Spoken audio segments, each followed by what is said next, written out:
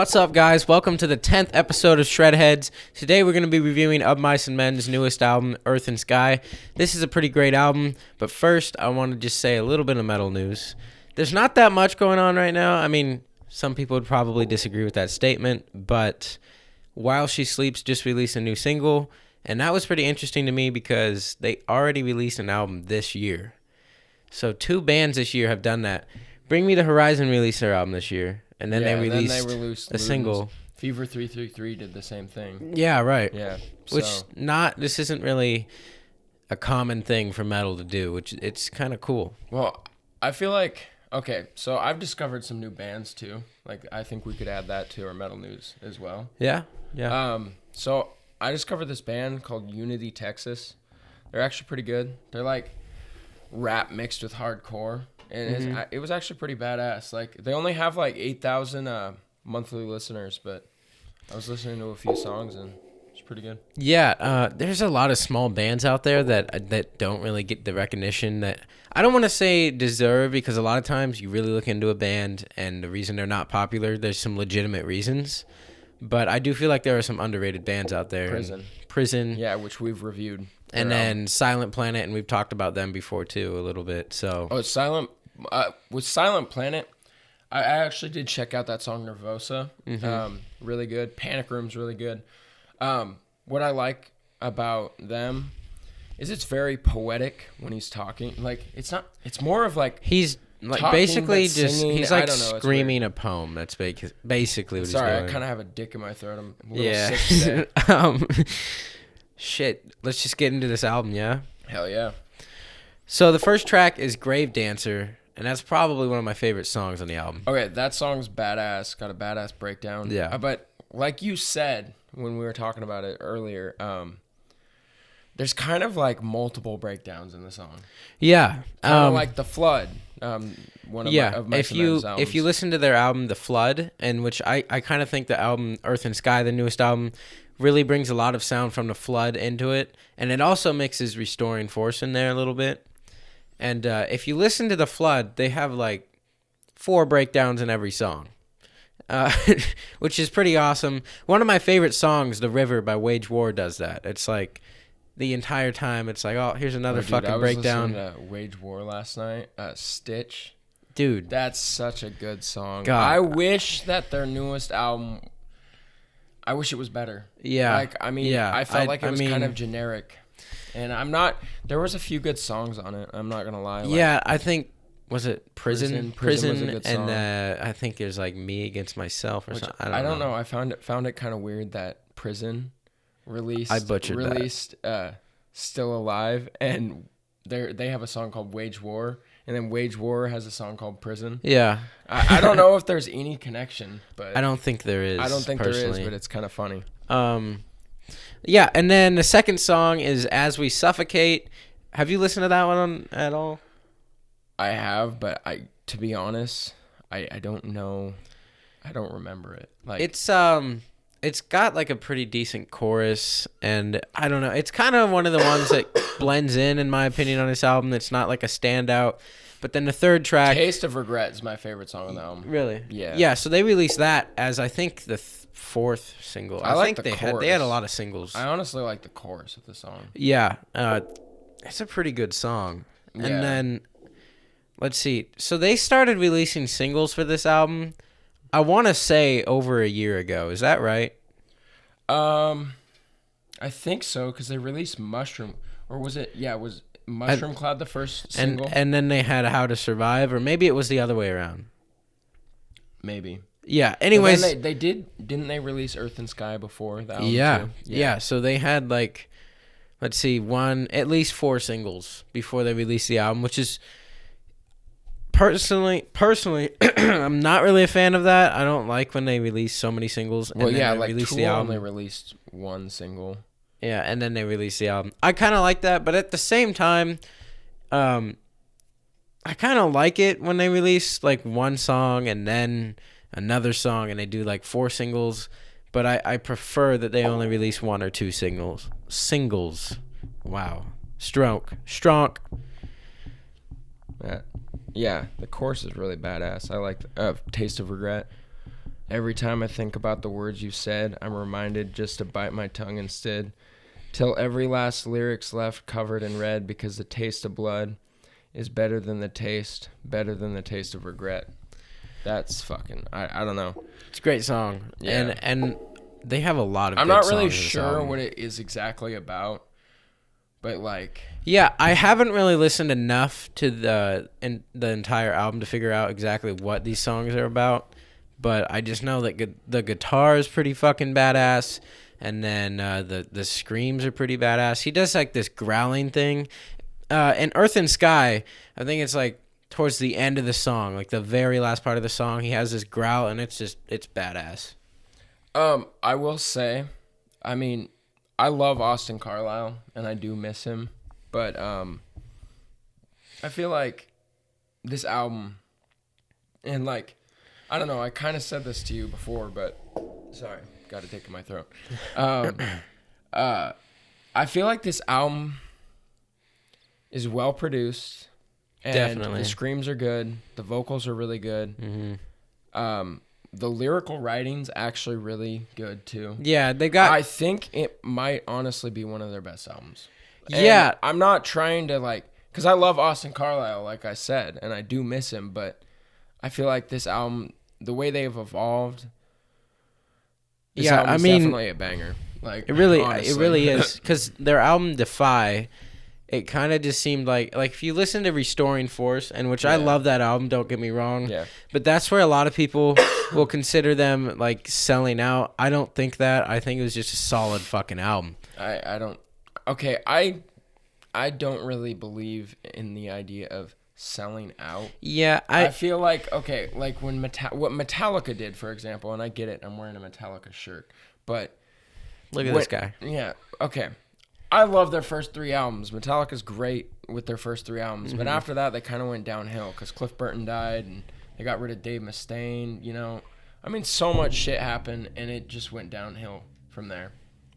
And I feel like what they did, it wasn't necessarily selling out per se. It was more of they just started writing shitty music. Yeah, Like- it's like when they start to sell out, when they're selling out, I feel like they're just not putting as much creativity into it. Exactly. And it's more of just like, well, I don't know. They fucking basically turned into country fucking... Yeah. I don't know what the fuck Metallica changed into, but it was just... It's kind of Not weird. cool. The whole idea of selling out, I'd say what happens when bands sell out, we kind of said this, but I think what they do is they find a structure that works. And they obviously receive a lot of love on some certain song, or maybe just a particular sound that they pulled from an album, and fans really show a lot of support for it. So then what they do is they kind of just base all their shit off of that, Yeah. instead of trying to like drive the nail into something else, like Bring Me the Horizon has done with their newest album. Well, yeah, and Bring Me to the Horizon's honestly one of those bands that they're super creative. And I think the hate they get, which they got hate back from When they did when their Suicide first, I mean, Season. they've just been getting hate their like entire when they were career. deathcore, they were getting shit on. Yeah, and now that and they've even- changed their style, Yeah. people are shitting on them. And I'm like, even when they dude, were metalcore, people are like, "Oh, it's just for emo girls and it's shit." I mean, look, they're a great band. It's some bullshit. yeah, that's some fucking bullshit. Like honestly, their newest album is amazing. I love it. I Yeah. love it. The Mountain is another great song on Earth and Sky, and it's probably has one of the best breakdowns of the album, but I don't know because Pieces also Yeah, has... I was just gonna say that Pieces Yeah. was a really good song. Yeah, I would say with damn near every song on this album that the chorus is pretty solid. And I think that's one of the things that they kind of solidified in Restoring Force. And then they almost went too far with that in Defy, where it was like they followed a very strict structure to their songs, which helps. I will say though, in Defy, they did a cover of Money by Pink Floyd. It's pretty badass. I like it. Yeah, no, there's some good songs on Yeah. Defy. I'm not completely shitting on it. I listened to it when it first came out, but I feel like there was definitely some confusion as to where they want to take this band. And that makes sense since, Austin Carlisle wasn't there anymore, and they were trying to figure out who's going to do vocals. Well, and when you get a new lead singer, I feel like it is kind of hard to get back in the rhythm of writing music. And Yeah, you know, I'm sure it is, you know. And when you lose any member of a band, I'm sure it's just. well, I mean, look at Slipknot. They took a long time after Paul Gray died. You know, they took a long time before they released the Gray Chapter. That's one of the things that's really interesting about Architects is that when one of their members died, and I'm sorry for not knowing the name, but they released an album very, very soon after, and then Sam Carter actually said that the rest of their albums, the rest of their songs, every single one of them is going to be devoted to that lost band member. And again, I'm sorry that I don't know the name. Really should, and I feel kind of bad about that. But Here, I'll just look it up. yeah, but yeah, I feel like I've noticed that when you look at a band and you look at their like most creative shit and their best songs, what people consider to be their best songs and their best albums, it seems to be that their best albums and their best songs come from when they were going through some tough shit, like some really hard things. Here, you and can try to pronounce that. The last name, I don't know. Tom Surley. I hope that's right. Anyways, that's the Architects member that passed away. The guitar player. Yes, and there's a lot of great songs written about him. Oh, they're a British band? I didn't know that. Yeah. I want to see them so bad, dude. I want to see. Fuck. Architects is so badass. Like, Yeah. they might actually become one of my favorite bands because I was listening to. Okay, first of all, Modern Misery. Modern Misery is a great song. Yeah, I've been listening to that on repeat, bro. Yeah. Like, okay, that the writing in that, and I know we're going off on a little bit of a rabbit trail, I don't even care. Architects, really badass, really good writing. Yeah. The lyrics are really deep. They are. Really deep. And that's what I do like about metalcore, is there's actually some deep lyrics that challenge society, that challenge our own perception of ourselves and the world, and I really like that. Even Fit for a King, Pissed Off, that song. Yeah. Like, So I feel like metalcore gets a lot of shit because it does blend in a lot of times, and it's hard to find some standout bands every once in a while. Like, it's gone through its phases. I'll give you that. You know, when it first came out, it was driven mainly, like the peak of metalcore, it was driven mainly by Christian bands, and so a lot of the music was kind of like spiritual August Burns Red. And, yeah, and let's see, Memphis Mayfire. Memphis Mayfire. Which they're not bad. No, they're not bad, and a lot of bands like that. But now it's going through new phases where people want to hear new things from it, and I personally think Of Mice and Men with their newest album, Earth and Sky, has kind of brought in some of the old stuff, like the post-hardcore movement that they had with The Flood, and then also mixing it with the metalcore, like classic metalcore, like Restoring Force. Yeah. And all that. And that's why I love this album. I actually think it sounds really good. Like you said, the producing is amazing. Yeah, no, it's really good. And, you know, I was actually surprised. You know, I told you that I didn't listen to this album that much. But, you know, my top 2019 playlist has a lot of songs off of this album. Really? So did you just, like, go crazy in the last week, or the fuck happened? No, like, actually, the weird thing is, I guess, well, when the album first came out, I think I did listen to the album at least 3 or 4 times, like, throughout the whole thing. Yeah. Because I was listening to it at work a lot, you know, just... I think I only heard it once. That's normally when I hear an album, it's at work. Put my headphones on, I'm fucking doing my shit when I'm closing. So I'll put my headphones on and just listen to the album. That's what I did with Tool. That's what I did with Slipknot's album. And...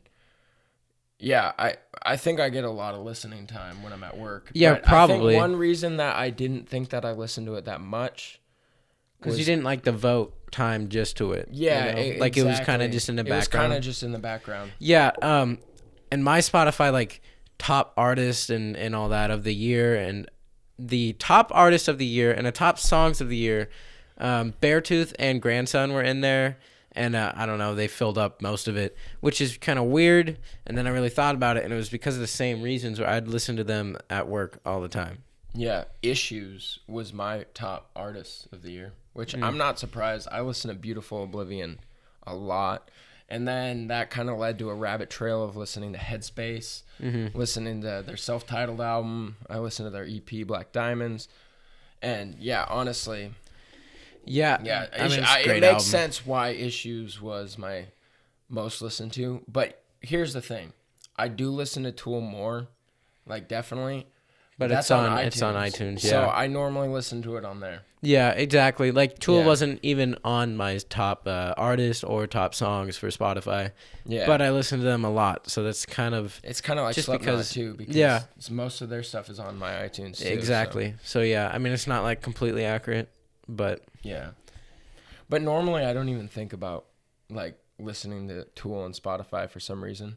Just Yeah, because I forgot that they were on streaming services. And- So what we did was we bought all the albums, like the discs, burned them to our computer, and then put them on our iTunes. So yeah, because exactly. they weren't on any streaming services until this year. So Anyways, so yeah, guys, go ahead and check out Of Mice and Men's newest album, Earth and Sky. It's a great album. Really good standouts, like we said. Grave Dancer, Taste of Regret, Pieces, I Pieces, really like Mushroom Pieces. Clouds. Damn, I mean, Earth There's and Sky, actually a lot The of Mountain. good songs on this album. Yeah, the more and more I listen to it, the more I realize, like, at first I thought, there's no really standouts. And the more I listen to it, I'm like, fuck, there's some good Well, songs. I in feel here. like a lot of times when I initially hear an album, it won't really stand out to me. But that's because I'm not really familiar with it. Yeah, exactly. So Yeah. the more you listen to an album, the more certain songs will start to stand out. And that's pretty, I mean, that makes sense. Really. Or if it's a shitty album, the more you'll hate it. Yeah, Like, the more I it'll mean, all blend but in, and you're this like, is God, that's definitely fucking not one I garbage. hate. Yeah. Yeah, exactly. Yeah, so go ahead and check it out. Earth and Sky, Of Mice and Men. It's a great album. Peace out. See ya.